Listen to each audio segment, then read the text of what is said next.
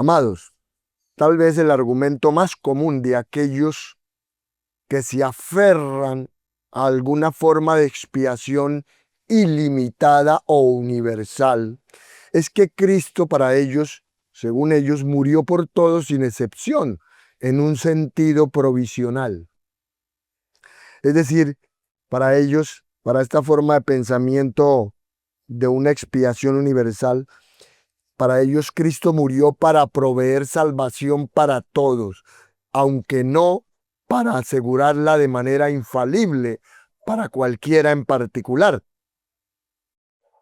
Entonces, afirman que Él ha muerto potencialmente por todos, de manera que existe el potencial de que se apliquen a cualquiera los beneficios de su sacrificio por medio del arrepentimiento y de la fe. Pero hermanos, esto rara vez, casi nunca, mejor dicho, se argumenta esta naturaleza provisional de la expiación. Nunca se puede argumentar basándose en una exégesis verdadera de las Escrituras. Jamás. Más bien, lo que están haciendo estas personas que piensan en una expiación universal es tener un concepto o dar un concepto más bien teológico para explicar textos que hablan de la muerte de Cristo en términos universalistas. Así este argumento de una expiación universal suele adoptar la forma siguiente. Para ellos, para este argumento de la expiación universal o ilimitada, las Escrituras hablan de la muerte de Cristo en términos universalistas. Por lo tanto, Cristo murió por todos sin excepción. Segundo, no todos reciben los beneficios salvadores de la muerte de Cristo. Algunos perecen en el infierno. Tercero, así que Cristo murió por todos solo en un sentido provisional o potencial, de modo que a la expiación se le concede su eficacia solo mediante la decisión del pecador de arrepentirse y creer. Eso es este argumento de una expiación ilimitada o universal. Entonces, como ve usted aquí, la totalidad de este argumento depende de la suposición no demostrada del primer punto, a saber, que el sentido del lenguaje universalista debe interpretarse como todos, sin excepción. Sin embargo, toda la enseñanza bíblica, como hemos visto a través de todos estos miércoles, toda la enseñanza bíblica identifica la expiación de Cristo como inherentemente eficaz y no como algo provisional, lo que hace que el argumento universalista fracase. Fracasa totalmente ese argumento. Entonces, la clave del argumento universalista consiste en formular la expiación de Cristo como algo intrínsecamente ineficaz, pero en la perfecta suficiencia de la expiación que vimos, se estableció a partir de las Escrituras que el atributo de la eficacia es inherente y fundamental para el concepto bíblico de la expiación. De manera que, reconsiderando todo, las Escrituras enseñan que Cristo ha llevado a cabo realmente la salvación de su pueblo en virtud de su obra en la cruz. En otras palabras, las Escrituras enseñan que Cristo ha llevado a cabo la salvación de su pueblo no de forma potencial, provisional ni hipotética, sino de forma real. Entonces, es casi repetitivo afirmar que cuando las Escrituras aseveran que nuestro sustituto llevó él mismo nuestros pecados en su cuerpo sobre el madero, como dice 1 de Pedro 2:24, significa que Él llevó nuestros pecados en su cuerpo sobre el madero de manera real, no potencial. Pues cuando las Escrituras declaran, ahí en Isaías 53, 5, mas Él herido fue por nuestras rebeliones, molido por nuestros pecados. El castigo de nuestra paz fue sobre Él y por su llaga fuimos nosotros curados. ¿Sí lo escucha? Entonces, sería exegéticamente monstruoso concluir que Jesús solo fue potencialmente traspasado, solo fue potencialmente molido, que su castigo solo se produjo, en su castigo solamente se produjo una paz potencial, o que sus heridas provocaron tan solo una sanidad potencial. Sería monstruoso decir eso. Eso sería inyectar artificialmente el concepto de la potencialidad en unos textos, los que acabo de leer, que hablan de un logro eficaz y objetivo. Esos textos hablan de un logro eficaz y objetivo. De manera que lo que dicen es que Cristo fue realmente traspasado. Lo que dicen estos textos fue que Cristo realmente fue traspasado, molido, castigado y herido, y por tanto consiguió una paz y una sanidad reales para todos nosotros. Amén. Eso es lo que están diciendo. Lo decimos con seguridad porque las Escrituras no afirman, ¿cierto? Las Escrituras no dicen esto. Por sus llagas fuimos hechos sanables. No, eso no dice la Escritura.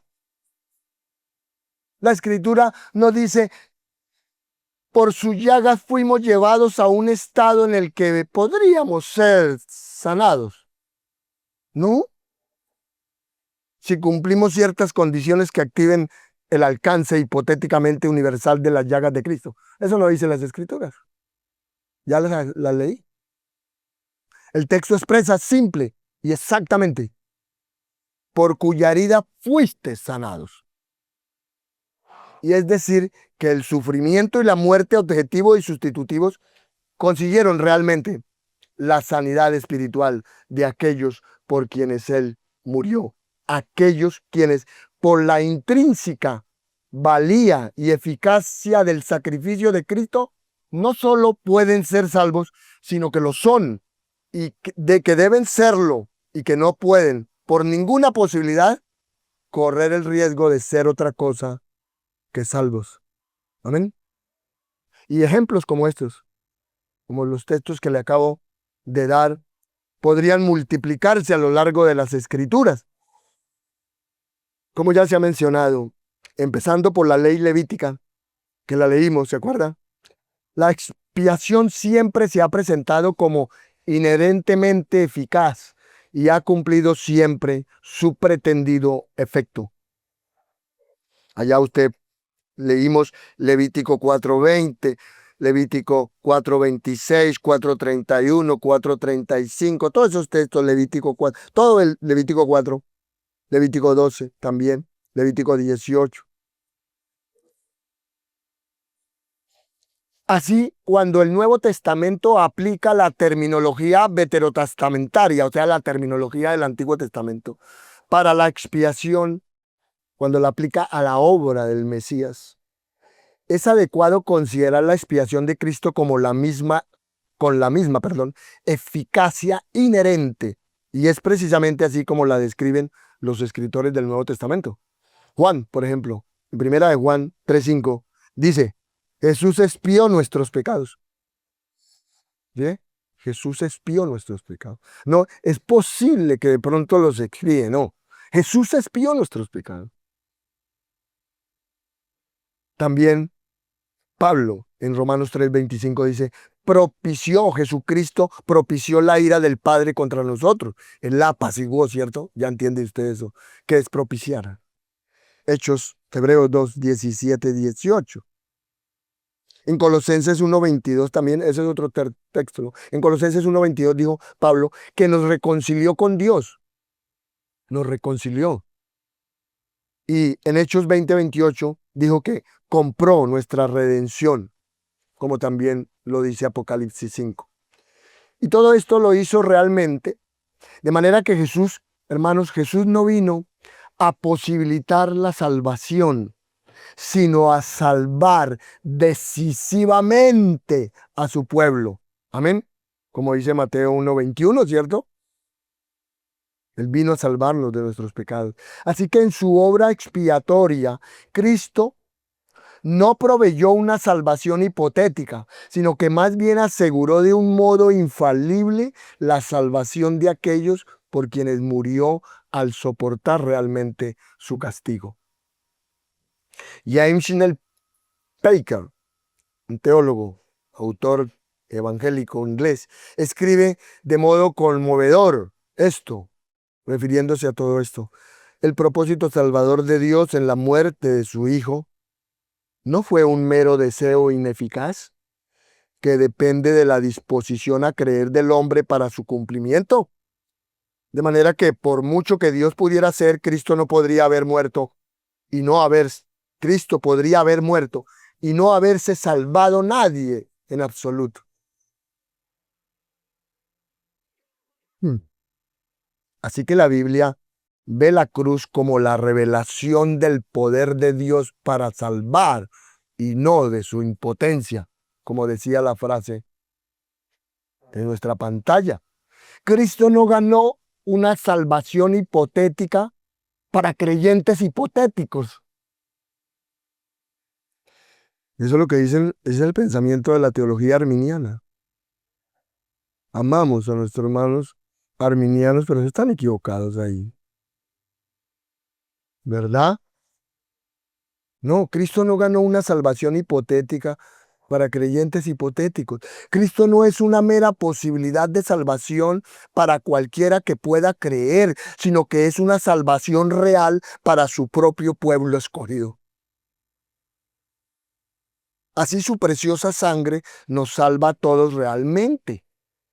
Y los pretendidos efectos de su autosacrificio le siguen de hecho solo porque la cruz fue lo que fue. Fue lo que fue. De manera que su poder salvador no depende de que se le añada la fe. No. Su poder salvador es tal que la fe fluye de ella. Dicho de otra forma, la cruz aseguró la plena salvación de todos aquellos por los que Cristo murió. Y dado que la expiación de Cristo es pues inherentemente eficaz, y como se ha convenido que no todos serán finalmente salvos, el alcance de la expiación debe limitarse. Por eso hablamos de una expiación limitada. La otra opción es la que usted ya escuchó, la expiación universal o ilimitada. Pero eso es sugerir, esa postura es sugerir que Dios exige primero el pago de la pena por el pecado a Cristo en la cruz y después lo exige a los pecadores incrédulos en el infierno. Algo que por supuesto no es así. Pero con toda seguridad, este doble enjuiciamiento es del todo incoherente con la justicia de Dios. Como bien lo dijo Augustus Dupleix, allá en 1740, 1778 existió este hombre, en un memorable himno que él compuso, donde dice, ¿por qué hay dudas y temor? Allí él captó esta verdad de un modo hermoso diciendo, pues él mi libertad compró y en el Calvario padeció la ira de su Dios 2 veces. No demanda a Dios el pago, antes a Jesús y ahora al que cree en él. Eso no lo hace. Entonces las Escrituras afirman que Jesús soportó con eficacia toda la furia divina en el lugar de aquellos por los que él murió. Y si hubiera quedado ira por derramar sobre el pecador incrédulo, entonces esa ira no habría sido satisfecha por la obra de Cristo, ¿cierto? Si al pecador le quedara una pena que pagar en el infierno, entonces ese castigo no habría sido pagado por Cristo en la cruz. Por tanto, eso nos deja solo dos opciones. Primera, el sacrificio de Cristo fue impotente e ineficaz. O dos, el poderoso y eficaz sacrificio de Cristo se llevó a cabo por un número específico de personas. Y dado que la primera opción es blasfema y explícitamente contraria a las Escrituras, el estudioso de la palabra de Dios se ve obligado a abrazar la segunda. Ahora, dado que la expiación de Cristo es pues por su propia naturaleza una sustitución eficaz, es decir, dado que el sacrificio realmente, dado que el Señor Jesucristo satisfizo realmente toda la ira del Padre contra los pecados de aquellos por los que murió, no se puede afirmar una expiación universal y a la vez negar la salvación universal sin vaciar la expiación de su poder salvador. ¿Sí entendió eso? O sea, aquellos que dicen o afirman una expiación para todo mundo sin excepción, a la vez niegan la salvación universal, porque está yendo gente al infierno, ¿cierto? Todos los días. Entonces usted no puede afirmar una cosa y negar la otra. No, no puede hacer eso sin vaciar la expiación del poder salvador que tiene. Con todo, una expiación ineficaz no solo contradice la enseñanza bíblica respecto a la naturaleza de la expiación, sino que también socava fundamentalmente el Evangelio mismo, porque una expiación ineficaz no es expiación en absoluto, ¿cierto? Una expiación ineficaz no es expiación en absoluto, porque una expiación ineficaz no expía, ¿cierto? No expía. Así que las implicaciones de esta forma de pensar son desastrosas. ¿Ve? Cuando no se nos enseña bien la verdad de Dios, eso es desastroso. Eso nos complica. Eso nos confunde. Eso nos desvía. Si Cristo ha provisto la misma expiación potencial para todos, si Cristo ha provisto una expiación potencial, entonces la diferencia decisiva entre los salvos y los perdidos no es la gracia omnipotente del Salvador, ¿cierto? Sino que es la voluntad depravada del pecador. Llevado esto a su lógica conclusión, esto es afirmar que Cristo nos salva con nuestra ayuda. Y si se piensa así, pues eso significa que nos salvamos a nosotros mismos con la ayuda de Cristo. ¿Verdad? Qué terrible. Es cuando la verdad no se entiende bien y no se enseña bien. Esta no es la expiación perfectamente suficiente que hablan las Escrituras. Este no es el Evangelio Salvador Todopoderoso que las Escrituras nos revelan, ¿no? Así que, muy lejos de socavar el libre ofrecimiento del Evangelio, como así nos tildan los que piensan en una expiación universal, y a nosotros que pensamos, que creemos una expiación particular, la acusación de ellos contra nosotros es que nosotros socavamos el libre ofrecimiento del Evangelio. Pero nosotros, por el contrario, lo establecemos, más bien, con nuestra postura, lo establecemos. Pues una expiación universal no puede ofrecer a los pecadores más que la posibilidad de la salvación, pues solo ofrece la mera oportunidad de ponerlo en una condición salvable. Eso es lo que ofrecen. De hecho, ¿qué significa para el universalista declararles a los pecadores y decirles, Cristo murió por ti?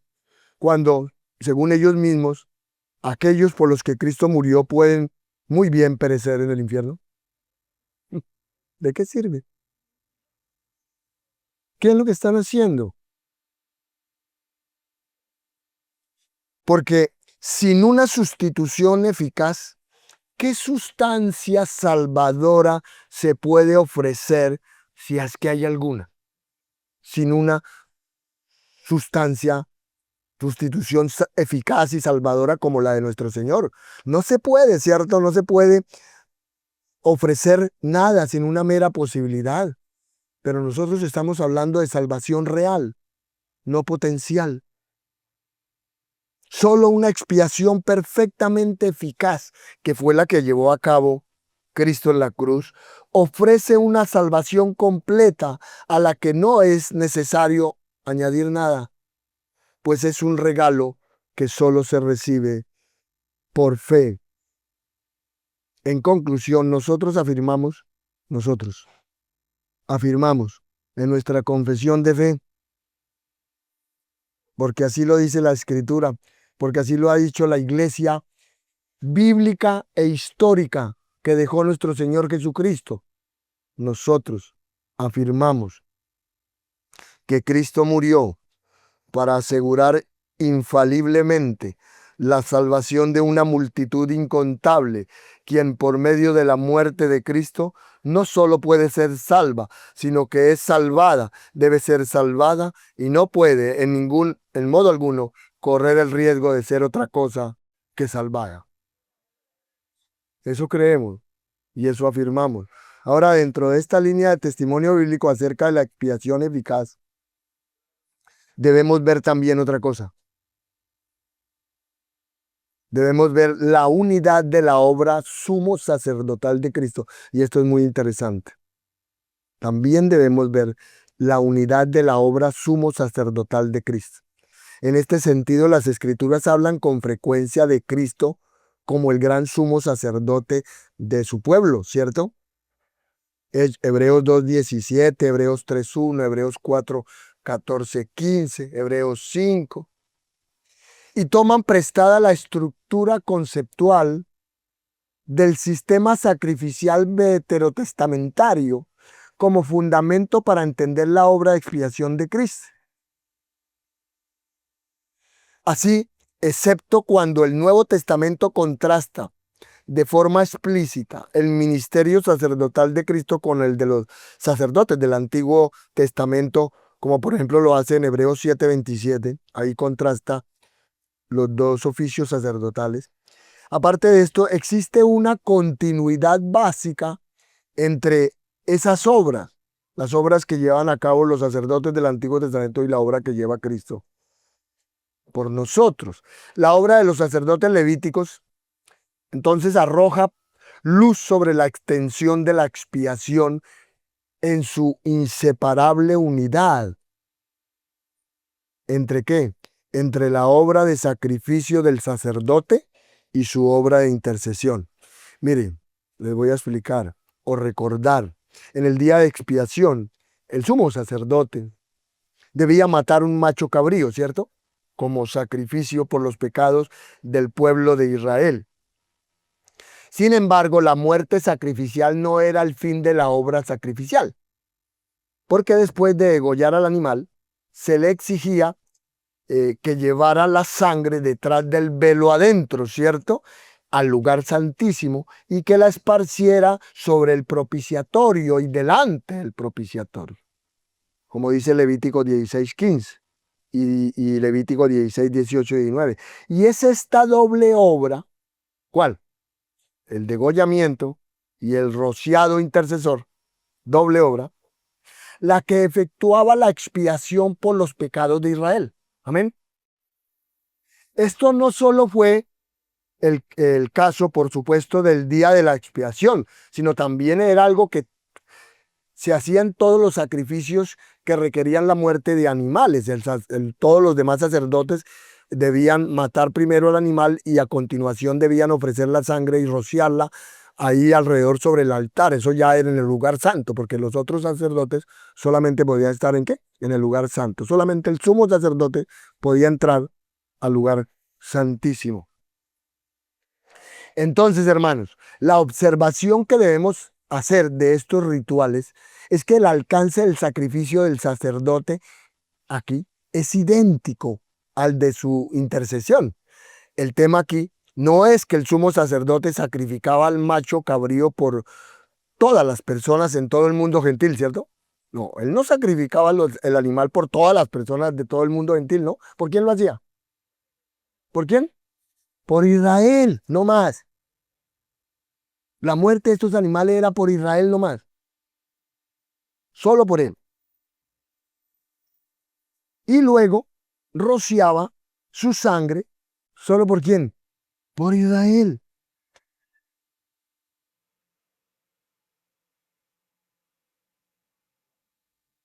Entonces, el sacrificio y la intercesión eran dos lados de la misma moneda expiatoria y ambas cosas eran solo por Israel. Por tanto, el mismo principio se aplica a la unidad del doble ministerio sumo sacerdotal de Cristo. Lo mismo, lo mismo. El autor de Hebreos describe a Cristo como nuestro gran sumo sacerdote, quien se ofreció a sí mismo como el sacrificio perfecto y a la vez entró en el lugar santísimo para interceder por su pueblo, como dice Hebreos 9:24. Si no lo ha leído, se lo leo. Porque no entró Cristo en el santuario hecho de mano, ¿no? Figura del verdadero, sino que él entró en el cielo mismo para presentarse ahora por nosotros ante Dios. Amén. En otras palabras, la ofrenda sacrificial que Cristo hizo de sí mismo está inextricablemente vinculada a su obra intercesora por su pueblo en la presencia de Dios, como dice Hebreos 4:14 al 15, Hebreos 7:25, Primera de Juan 2:1. Es decir, Cristo intercede por todos aquellos por los que murió y murió por todos aquellos por los que interceden. Amén. Esa conclusión también es respaldada por Romanos 8:29 al 39, donde Pablo explica la redención de principio a fin, desde la elección del Padre en la eternidad pasada hasta la muerte y resurrección de Cristo, pasando por la aplicación de la redención a los pecadores, tanto en la justificación como en la perseverancia hasta la glorificación. El comentario de Pablo de Romanos 8:34 es de particular interés cuando vincula la muerte de Cristo y la resurrección con su intercesión presente, diciendo esto: Cristo es el que murió, mas aún el que también resucitó, el que además está a la diestra de Dios, el que también intercede por nosotros. Amén. Ahí está, ahí está. La pregunta es, ¿a quién se refiere con nosotros? ¿Cuál es el nosotros? ¿Cierto? Bueno, el antecedente más próximo se encuentra ahí en Romanos 8:32, ahí cerquita donde dicen: el que no escatimó ni a su propio Hijo, sino que lo entregó por todos nosotros, ¿cómo no nos dará también con él todas las cosas? Por tanto, aquellos por los que Cristo intercede son aquellos por los que el Padre entregó a Cristo a la muerte. Claro, clarito. Aquí una vez más se observa que Cristo intercede por todos aquellos por los que murió y que murió por todos aquellos por quienes intercede. La pregunta clave es: ¿intercede Cristo ante el Padre por todos los hombres sin excepción o solo por los elegidos? Con toda seguridad es esto último, ¿cierto? Él lo hace por los elegidos nomás. Pues Cristo no está orando al Padre por la salvación y la bendición de los no elegidos. No, Él no está haciendo eso en ninguna parte. ya que esta sería una petición que el Padre ciertamente le negará a su Hijo, porque Él no tiene intención de salvar a estos. Dios Padre no tiene intención de salvar a los que no ha escogido, ¿no? Él no tiene intención de salvarlos. Lo pregunto de otra manera, que ya vimos esto, ¿no? En la anterior línea de testimonio bíblico. ¿Están divididas las personas de la Trinidad? Como lo vimos hace 8 días. No, particularismo trinitario. Todos están de acuerdo. Como ve una vez más la doctrina de la expiación ilimitada o universal que ellos hablan, abre una brecha entre la voluntad del Padre y la del Hijo. Y esto tiene implicaciones desastrosas para el trinitarianismo bíblico. Además, Cristo mismo responde a esta pregunta en la oración sumo sacerdotal de Juan 17. Aquí el gran sumo sacerdote está intercediendo ante el Padre, ¿cierto? Por aquellos por quienes pronto se ofrecerá como sacrificio. Y afirma explícitamente en Juan 17:9 esto: yo ruego por ellos, no ruego por el mundo, sino por los que me diste, porque tuyos son. Claro. Así que Jesús ofrece su intercesión sumo sacerdotal solo por aquellos a quienes el Padre le ha dado, a saber, por los elegidos de Romanos 8:33. Entonces, dado que la obra sacerdotal de sacrificio y la intercesión están inextricablemente vinculadas, y dado que es impensable que Cristo se negara a interceder por aquellos por quienes Él derramó su preciosa sangre, debemos concluir, hermanos, que la extensión de la expiación, así como la intercesión de Cristo, se limita únicamente a los elegidos. Amén. A los elegidos. No más. Queda claro aquí, aunque todavía no hemos terminado.